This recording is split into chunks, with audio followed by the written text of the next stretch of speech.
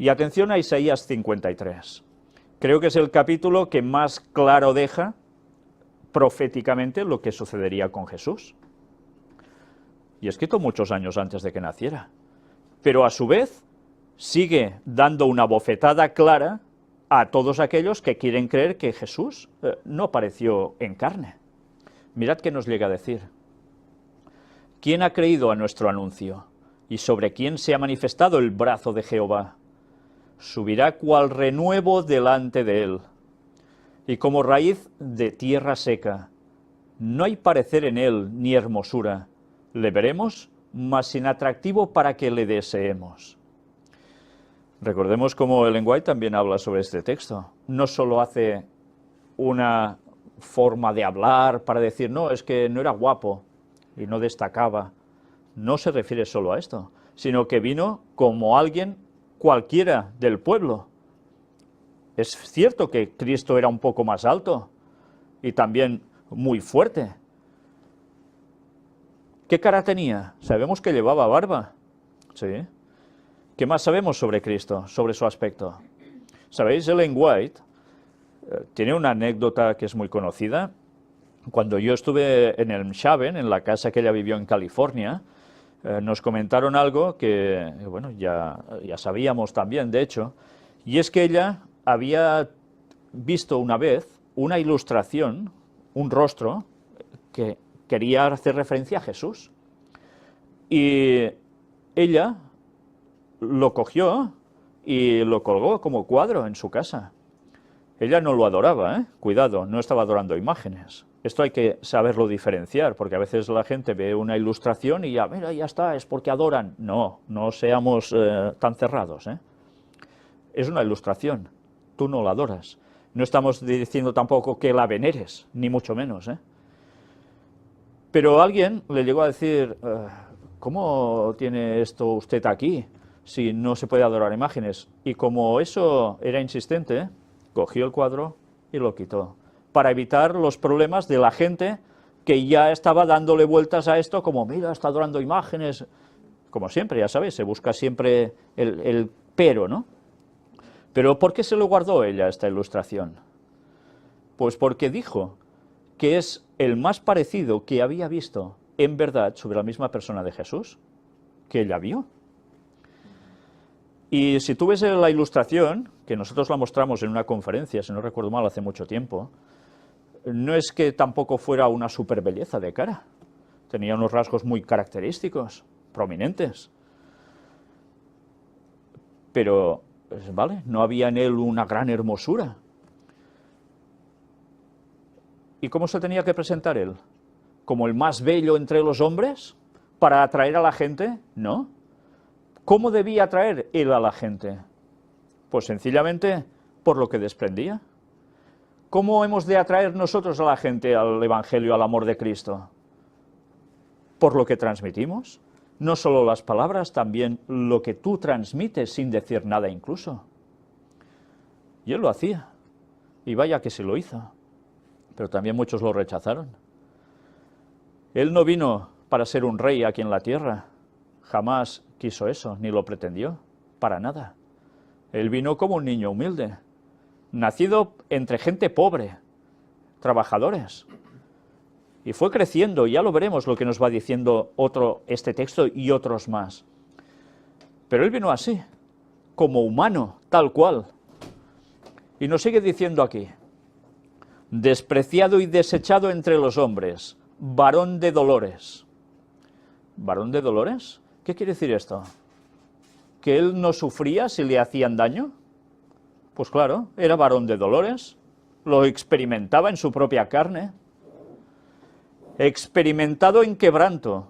Por tanto, si era experimentado en quebranto, o sería experimentado en quebranto, porque esto lo escribe Isaías antes que Jesús nazca, ya nos está diciendo que también palpó lo que era estar quebrantado.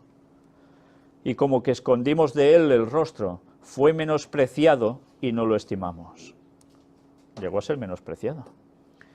¿Cómo sentís vosotros cuando sois menospreciados? ¿Os hace gracia? ¿Verdad que no? Pero ahora pensemos en alguien que no hay egoísmo. Cero orgullo propio. En el sentido humano, o diabólico, menospreciado. ¿Cómo reaccionaría él ante esto? ¿Tuvo menosprecios? Muchísimos. ¿Y cómo reaccionaba? ¿Fulminando a la gente? No.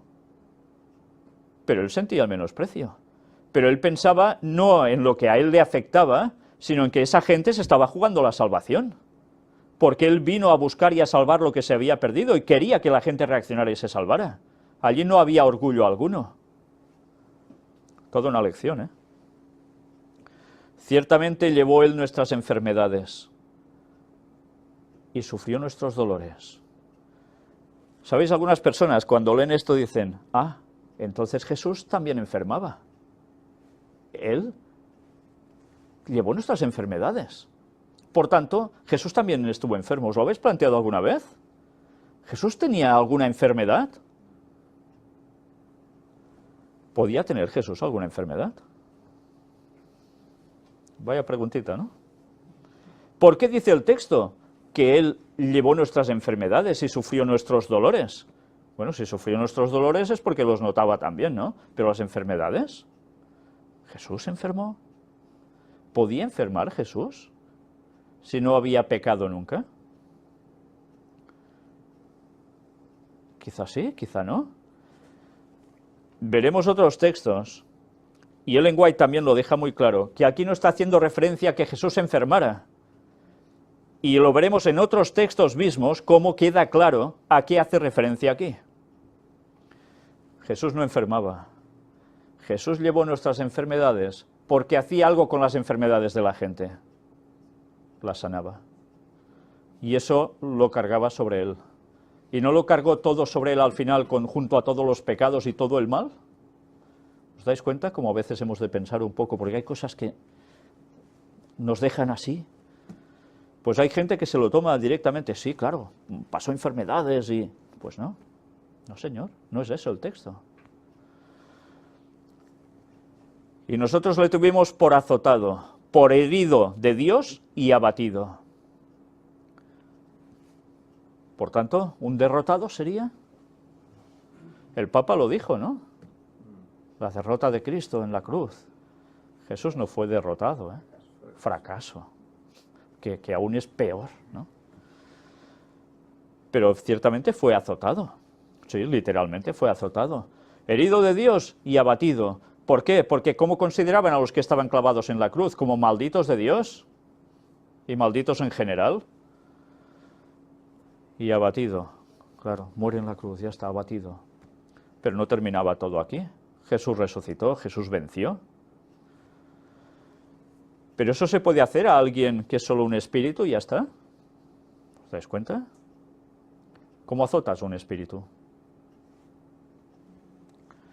Mas el herido fue por nuestras rebeliones, molido por nuestros pecados.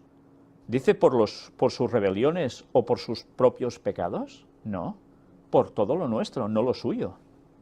El castigo de nuestra paz fue sobre él, y por su llaga fuimos nosotros curados.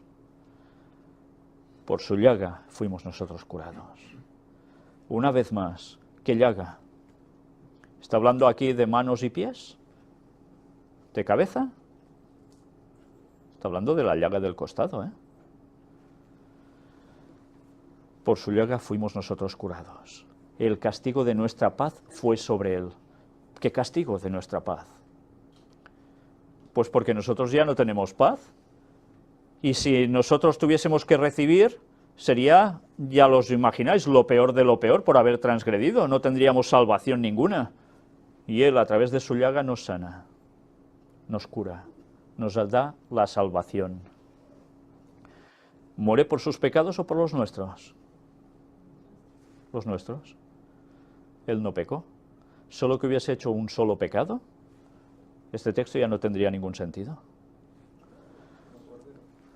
El Cordero Inmaculado, puro, sin tacha. Todos nosotros nos descarriamos como ovejas, el Cordero. Cada cual se apartó por su camino, mas Jehová cargó en él el pecado de todos nosotros. Por tanto, aquí entra una condición fuerte sobre su propia persona, sobre Cristo. ¿Nosotros hemos sentido los pecados de todo el mundo sobre nosotros? No podemos sentir eso. ¿Qué le mató a Cristo en la cruz? ¿No fueron los pecados? ¿Notar el pecado de todo el mundo sobre él?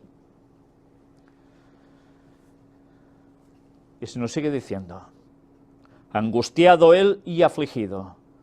Por tanto, ¿se angustiaba Jesús? Sí, se angustiaba. ¿Os angustiáis vosotros? Pues mira, era como vosotros y como yo, nos angustiamos. Afligido, ¿no os afligís vosotros? ¿No me aflijo yo? Pues él también. ¿Os dais cuenta de las diferentes magnitudes en su persona, ¿no? Física, mental, moral.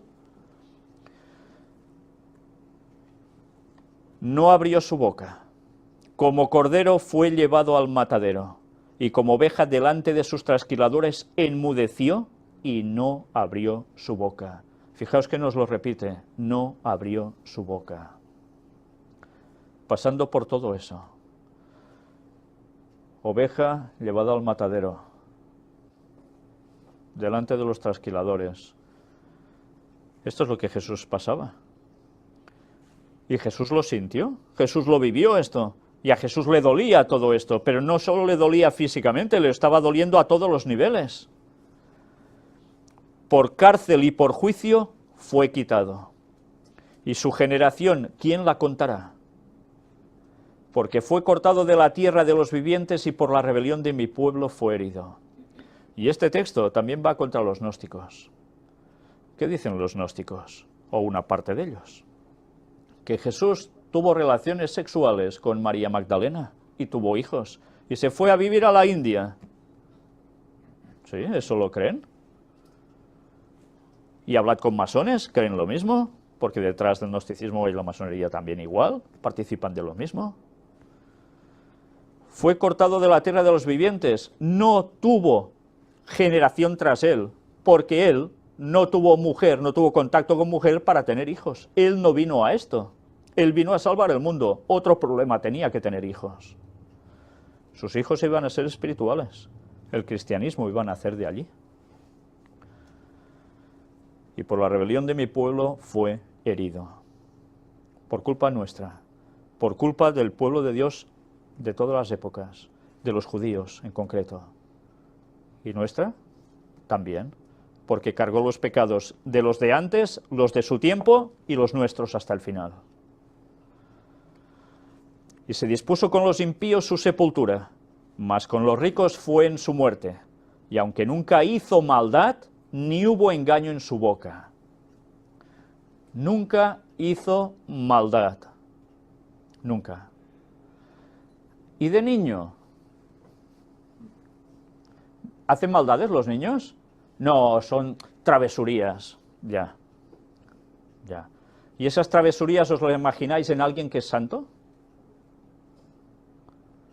Si nosotros pensamos y decimos que Jesús viene como Adán después del pecado, con tendencias a pecar, estamos diciendo que Jesús de niño pues hizo alguna travesura. Y los textos bíblicos nos dejan claro que de eso nada de nada.